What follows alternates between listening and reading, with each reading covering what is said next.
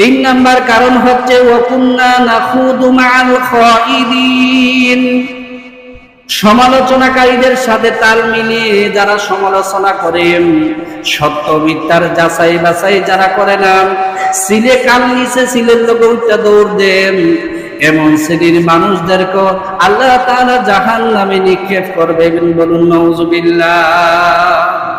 এই একজন একটা কথা তুইলা দিছে, আর 14 জনে মিলে এটা কি করতেছে? লাইন নিতেছে। এই যে এমন শ্রেণীর মানুষ, সমালোচনা করার জন্য সমালোচনা। একজন ব্যক্তির যদি 100টা মধ্যে 80টা যদি তার খারাপ থাকে, 20টা তো ভালো আছে নাকি? কিন্তু তার সাথে আমার সম্পর্ক ভালো না, তাকে আমার ভালো লাগে না, এই জন্য ওই 20টা বালারও কি করি? আমি সমালোচনা করি। তাহলে ওয়াকুন্না নাখুদু মাআল খাইদিন। 3 নাম্বার কারণ হচ্ছে সমালোচনাকারীদের সাথে ঐক্যমত হয়ে, জোট হয়ে, গ্রুপ হয়ে কি করা? সমালোচনা করা। বলুন নাউজুবিল্লাহি মিন যালিক।